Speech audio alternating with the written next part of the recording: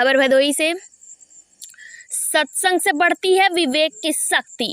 Narendra Deeg block के ओझापुर गांव में चल रहे सप्ताह व्यापी संगीतमय भागवत पुराण कथा के 6वें दिन भी पौराणिक कथाओं का कंठस्थ कर भक्तों ने जयकारा लगाया। आयोजक भक्त राजेंद्र प्रसाद ओझा, उर्मिला देवी, अक्षय वरनाथ, दिनेश कुमार, विमलेश रामजी, विक्की ओझा, संदीप ने कथा व्यास पंडित नरेंद्र तिवारी की आरती कर आशीर्वाद लिया। कथा व्यास पंडित नरेंद्र तिवारी ने कहा कि सनातन से बढ़कर कोई धर्म नहीं है और विवेक की शक्ति भागवत पुराण से निहित है।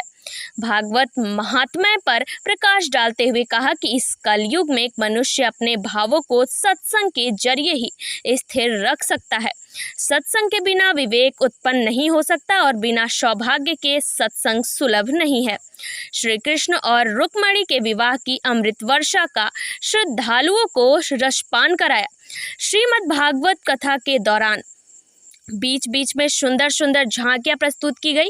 कहा कि महाराज लीला इतना दिव्य है कि स्वयं भोलेनाथ उनके बाल रूप के दर्शन करने के लिए गोकुल पहुंच गए।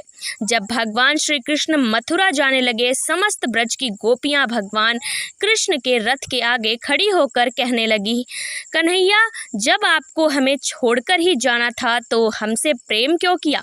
इससे यह साबित होता है भगवान और भक्त एक दूसरे पर निर्भर हैं। तो सद्कर्म करने वाले भक्तों पर भगवान कृपा कभी दूर नहीं हटता। इतिहास प्रत्यक्ष है कि जब जब सनातन संस्कृति और मनुस्मृति संस्कारवान भक्त की रक्षक भगवान किसी न किसी गणवेश में आकर रक्षक बन जाते हैं। पंडाल मंडप जयकारे से गूंज उठा। भदोही से जिला प्रभारी राजेश तिवारी के साथ अनीता की रिपोर्ट। मेरा लाला इतने दिन बीत गया, उस गुफा में गए।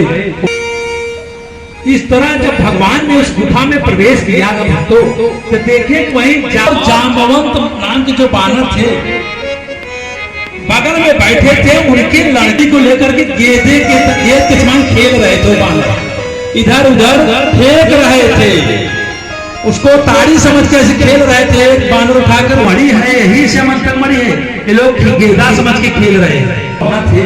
सब लोग देखे कि कौन आ गया, बड़े आश्चर्य से चिल्लाने, कौन हो तुम?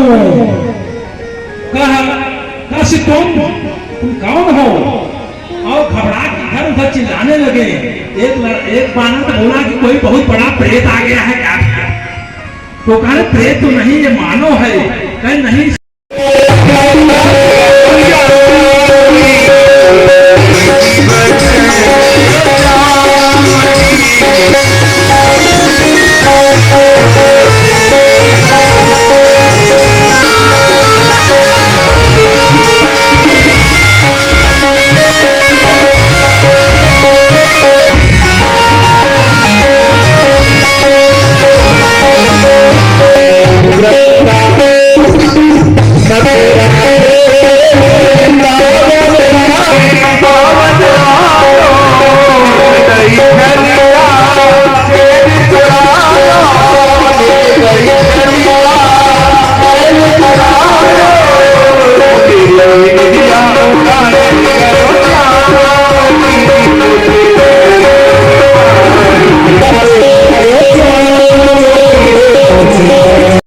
अपमान लगा।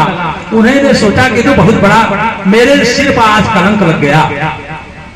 उसी कलंक को मिटाने के लिए कन्हैया जी जो है जाते हैं जंगल में और उनके साथ ग्वाल बाल और उनके मंत्री इत्यादि भी साथ में थे। गए जंगल में जहां पर उस सत्राजीत का जो छोटा भाई था उसकी हत्या हुई थी, और जहां पर सिंह ने श्यामंतक मणि लेकर जिस गुफा में गया था, जाम्बवंत रीछ जहां पर मिले थे उसके समक्ष, और दोनों में घमासान युद्ध हुआ।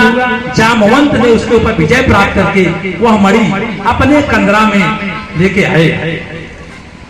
देखे कन्हैया जी कि यहाँ पर उसका भाई जो है मरा पड़ा हुआ है।